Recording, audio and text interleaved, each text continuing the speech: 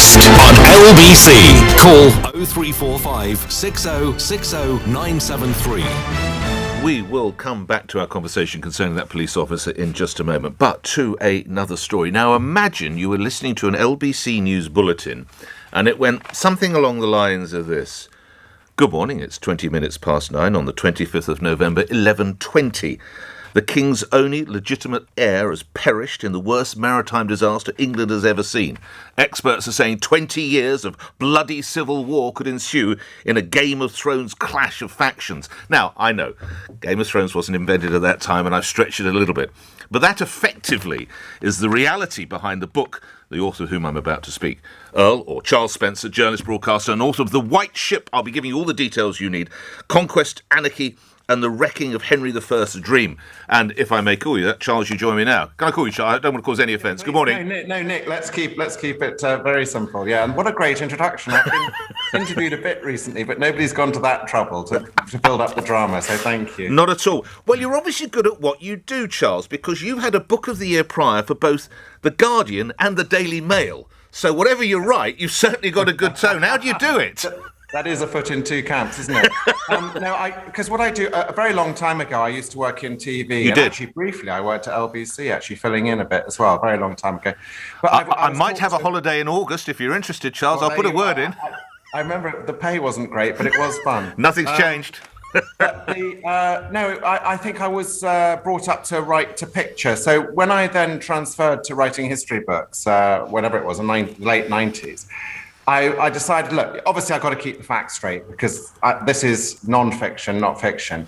But there's no reason to make a history book dull. And so with The White Ship, it's typical of what I try and write, which is grabbing a moment of huge impact from long ago and then bringing that period to life through that prism, I guess.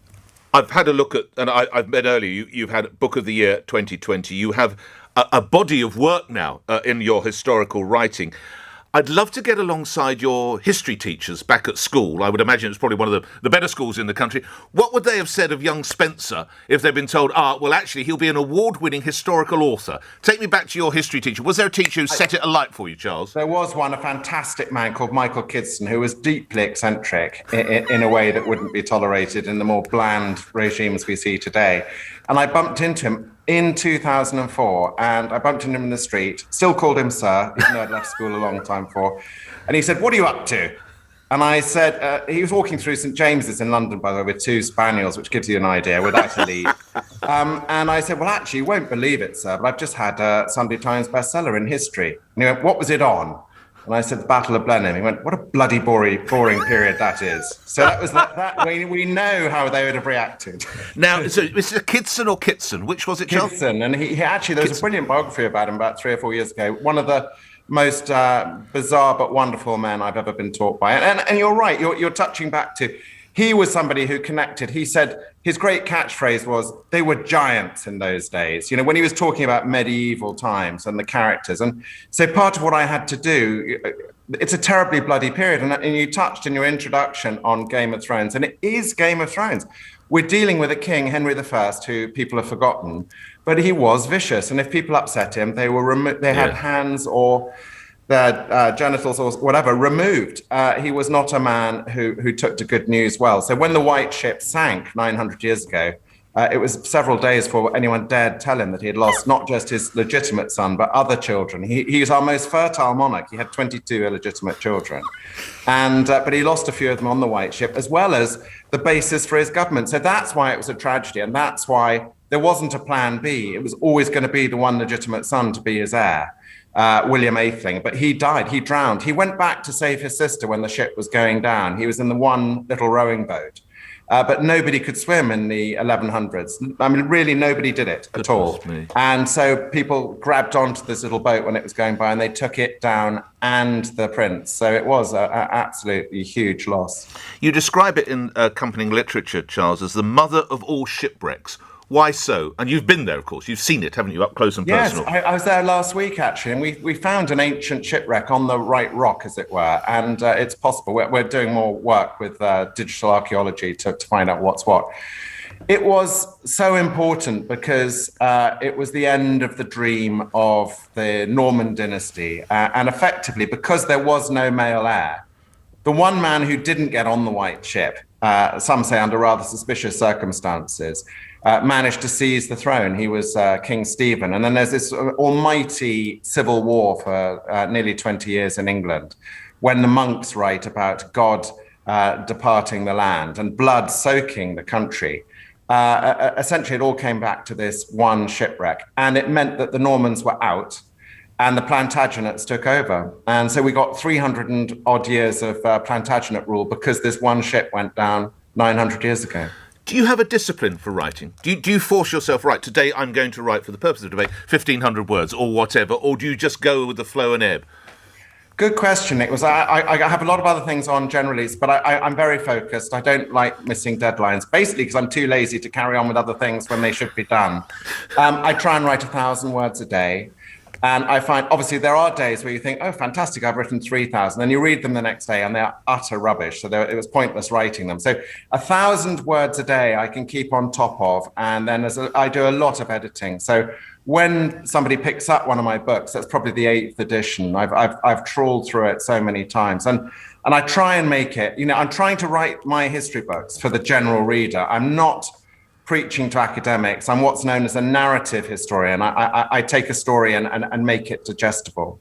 And when you were at school, did you always think, was history your number one subject? And did you always think, wow, I wonder if I can carve out somehow a career in this area?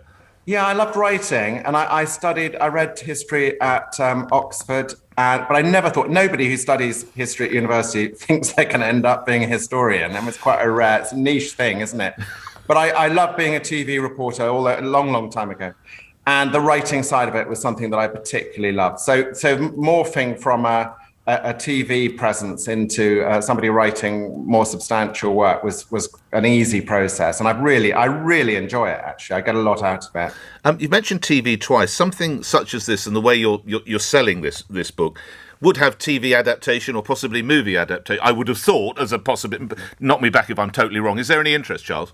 Yes, there is. I mean, it hasn't come out in the States yet. It comes out in October. We've already had two lots of people from Hollywood trying to get it. I think, to be honest, it's not really the quality of the book. It's the fact that there is a never-ending episode finding a prequel or a sequel to Game of Thrones. Let's be honest. But I think, actually, what I have got other books which are in the pipeline, and hopefully they will become TV series. And I think it's because, going back to that thing, these are stories.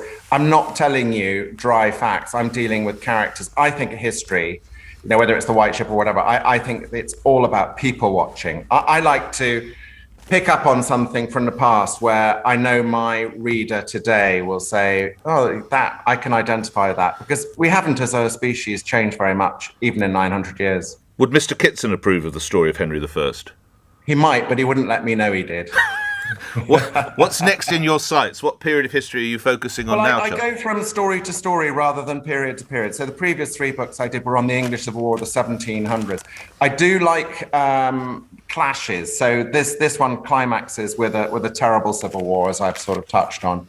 And I think I want to really wait. This came about by chance because I happened to give a speech and I mentioned the White Ship to quite a knowledgeable audience of Americans who were visiting England, and they didn't know what I was talking about. And then I looked it up and I saw the anniversary. I think anniversaries are a good thing to hang a hat on. I just got to, in the last minute or so, bring you up to more contemporaneous events. Earlier this week, following the BBC investigation into the Martin Bashir concerning your late sister, you tweeted, "It won't end with this, I promise." Charles, can I ask you to expand? Yeah, well, I mean, Bashir is Bashir, and there we are. But I do think the BBC have had an enormous amount to answer for. So I wrote that in disbelief when they came out with yet another of their own reports. I don't think it's very healthy for an institution to report on itself. They found no connection between Bashir being re-engaged and his previous known lies and other things. Nick, people didn't even mention this week. In 2000, Bashir was working for ITV against Panorama, reporting on the victims of the Dr. Harold Shipman case. And he was threatened with legal action by the BBC for defamation, working against them. It's very hard to see how that man's then put forward as religious correspondent a few years later. Why would you choose somebody who has caused such trouble? So This isn't a crusade of mine. I just find it unbelievable that it just doesn't. We're not really getting to the nub of it. Do you think the MPs got to the nub of it with 2 former and 1 current DG? They were very good. I was really impressed with the MPs. I mean, look, to give the MPs their due, they knew what they were talking about and they asked the right questions and they shone a light where it needed to be shone. And so, of course, my tweet, which you referred to, was before that examination. So I think that was brilliant because it made people look very silly. And hopefully there's some shame going around. Something for the police to look at, Charles? I've tried. I have referred this twice to the Metropolitan Police. They seem bizarrely reluctant to take it further. If you went into any situation with fake bank statements and profited from it, you wouldn't expect to get off scot-free, and nor would I. This seems a very odd case indeed. There's a very tough anniversary approaching for you in a couple of weeks. Your late sister would have been 60. What will your abiding memory of that be, Charles? Well, actually, it'll take me directly back. My father always used to talk with huge love about the day Diana was born. She was born at home. We lived in Norfolk then, and it was a blazing hot day. And Mr. Barrett, the local policeman, hit a sentry on the cricket ground next to our thing. So it has very deep family roots, of course. And it's difficult, Nick, because people think of Diana as this, I suppose, global royal celebrity. But to me, she'll always be a sister first. And so it'll be a day for actually, joyful reflection on her life, but also pain because it was such a short one. You mentioned cricket. Is the Spencers versus Johnsons game still going on? He cheats so badly. Boris Johnson, what a cricketing cheat. We had in what way? So he doesn't give an LBW, or he says it didn't? It's way worse than that. So I've known him forever. We were at I know you were together. Yeah. And I know his family and all that. So they turn up, but year after year, I mean, basically the England team would turn up in Johnson colours. We had a gentleman's agreement not to do this anymore. And then I counted, there were only about 10 people on the field, including Monty Panesar and a few others, But then a helicopter appeared and his 11th man was Kevin Peterson. It's just ridiculous. By the way, we still won because he still got to play with various Johnsons. So I worked out a tactic. It was a T20 game, and Stanley Johnson and Rachel Johnson opened the batting. So I called my bowlers aside and said, "You're not allowed to get them out." So after 10 overs, they were 3 for none. Oh, you outwitted him there. That's fantastic. Can I say, Nick, actually an important point. He then he sent an emissary onto the field to say it should be now taken to a 30-over game. That's how much he cheats. And you tell the story with great affection. Yes. I've got to ask you to respond on this. It is reported that when the statue is put up to your late sister, it would appear the Duchess of Sussex will not be accompanying Prince Harry. Charles? I do know, Nick. I just don't get involved in this. There's so much. I had to try. Of course, no. I respect it, and I hope you'll respect me. Of course. Last one. Are you looking forward to meeting Lilibet? Yes, I am. I'm of an age where I now have 10 great nephews and great nieces, but everyone genuinely is a joy. So I genuinely can say yes. I very much look forward to that. Okay, when The White Ship is a Hollywood blockbuster, who's going to play Henry I? Well, it's Russell Crowe, isn't it? It has to be a man of some substance who's a bit frightening, and Russell Crowe can do that. I think it's definitely a Russell Crowe movie, and also he's very good in Master and Commander. He's got his sea legs. Good luck when the next cricket match resumes. You know which family I'll be pulling for. Charles Spencer, thanks very much indeed, Charles. Privilege speaking. The White Ship, Conquest, Anarchy, and the Wrecking of Henry I, dreamed by Earl. Charles Spencer. It's out now, and it's published by Collins. We're late to the news, 9:34. Apologies, LBC News now. Simon Conway. The government is considering plans for vaccines to play a role in opening up international travel for summer